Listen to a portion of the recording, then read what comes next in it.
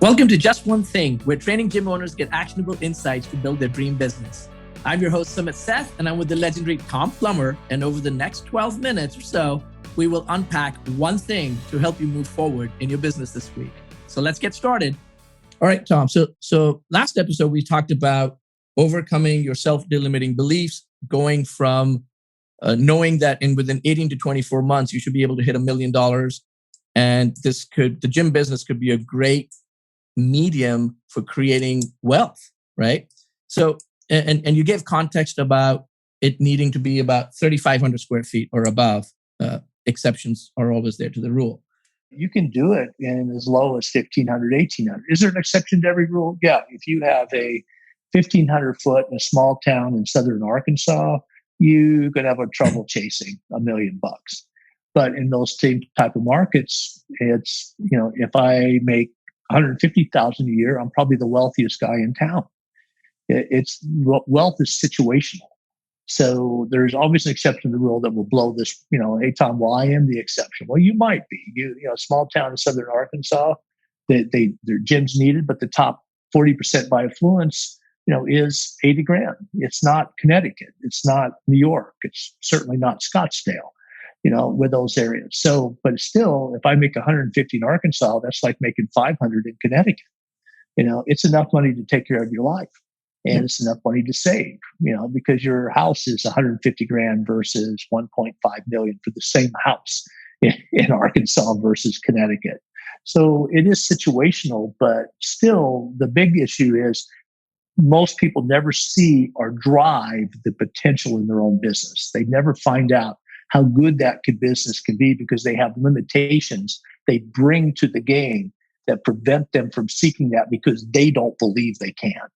Let's talk about those three big elements, if you will, because $1 million may sound a lot of money, and it very well is, but still, if we're all giving it away and we are not doing a good job in managing the business, then I'm still not pocketing anything. Right. If we back up a step on that and start from the perspective, okay, so kind of a problem is most owners don't think of a gym as something set in motion over time. It's they get up in the morning and it's like it's a little run in the park and I go home. It's a day at a time deal and it's very intimate. And as you get more into your business, it becomes more now. It's always the perspective of put the fire out now. Solve the problem now, go to work now, close now, and it's market now. And so you get caught up in that immediacy of running a business, then you lose your perspective of what we're trying to do. But if you think in terms of something like my gym is in motion and I set it in motion for 5 years, then you take a different perspective on it. So I'm building a vehicle to go forward over time. So if I look at that, so I need, first of all, when I start the business, most guys make the mistake of going, I need to wait until I make money to hire people instead of funding the gym correctly, where I can start with marketing and start with money, with the staff and start to go. So they wait to grow instead of investing to build the foundation to do it. So I can't imagine Steve Jobs is going, well, okay, well, let's make some money before we hire somebody. He went out and hired the best people possible because he brought some investors in and created a vehicle to go forward over time. So if we make that assumption that I start with all the tools instead of trying to earn my way into staff, then a gym at 3,500 is going to have usually a manager. It's usually going to have a lead trainer, and is usually going to have an assessor, somebody that sells for the team and takes everybody in, first experience for all clients. And I have a marketing person. So then at that point, I add trainers as necessary, and then I start to build and go forward.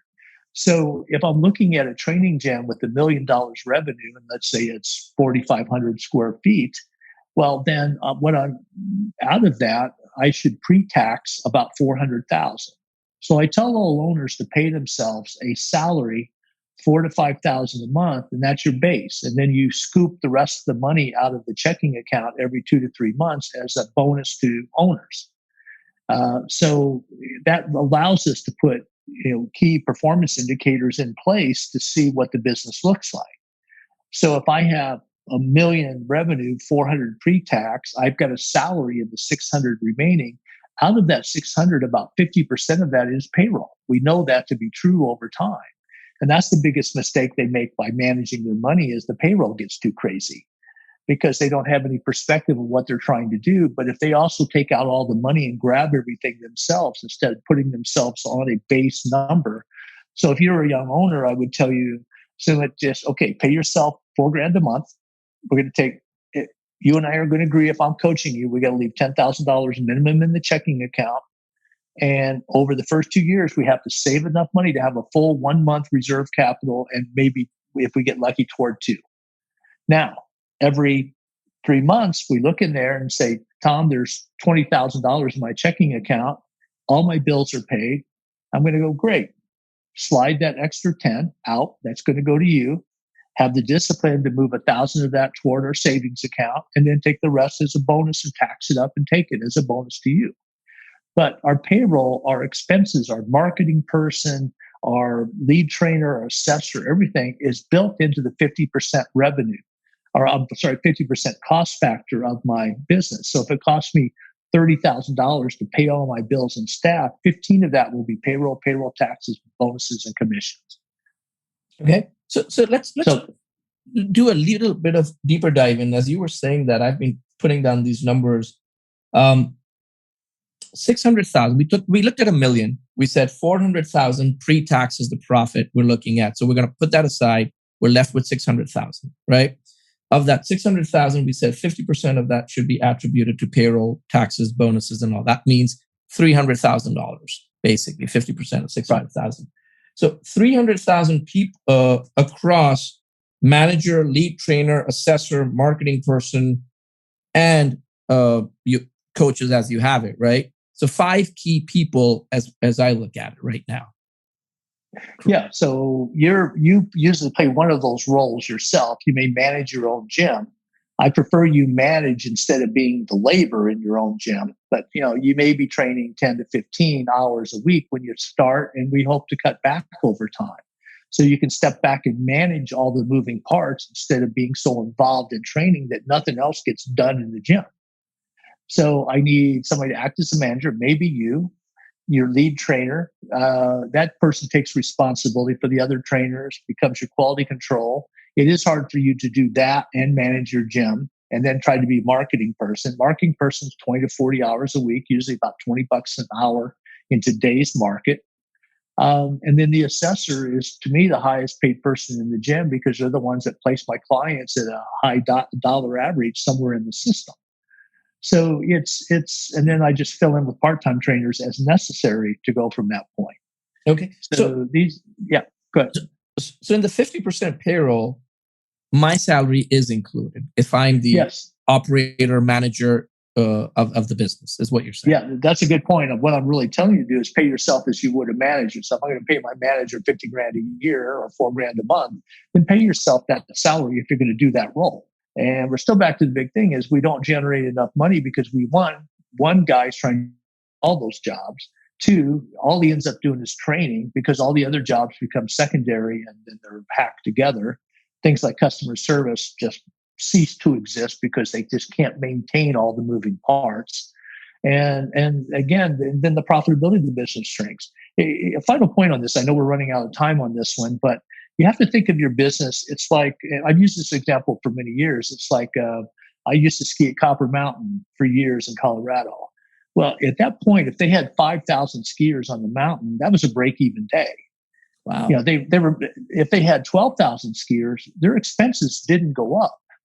They were a fixed expense business, meaning once I get to a certain point, I can add more clients and it's all profit.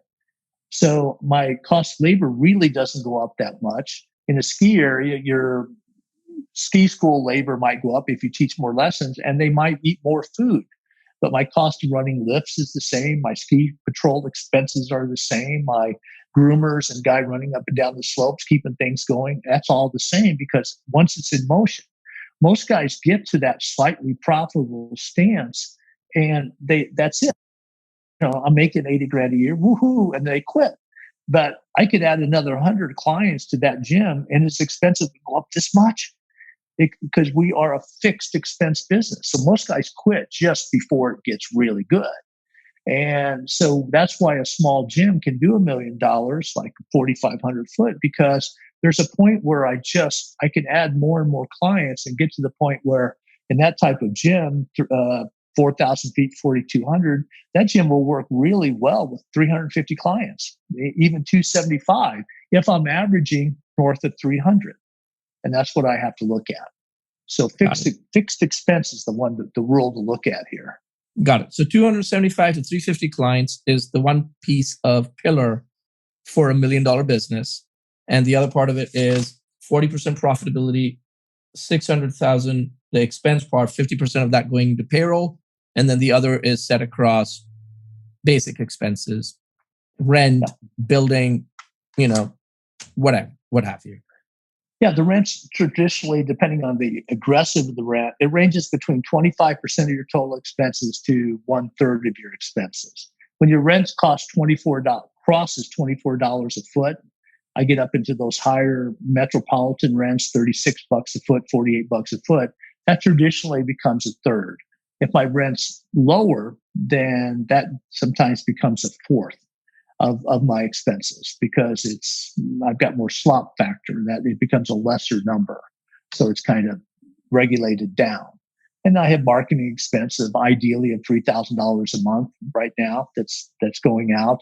But the rest of it is fixed. Your phone is what it is. Everything else becomes set. The only real variable in the business is going to be your payroll. That's where the mistakes are made. But overall, that gets you into the $25,000 a month club, which again is a good number. I don't mean to bring that number down, but $25,000 a month is a starting number. That's my foundation. I've arrived. I'm in the game. I paid my dues. It's my first game starting for Tampa Bay with Brady. I'm standing down on the field. I got into the game. What I do after that is determined by how I run my business from that point forward. Perfect. So I think what we should talk about next is about funding the business. How do I, if I'm a trainer, I'm aspiring to open my own training gym. Yes, I have visions and aspirations to get to $1 million, but how do I start? I do want to get it out. It's better to get into the game also, right? You want to play. So how do I do that? What should I do about funding? And you said 25K, like how soon should we get there? So why don't we talk about that next and we'll go from there. Perfect. All right.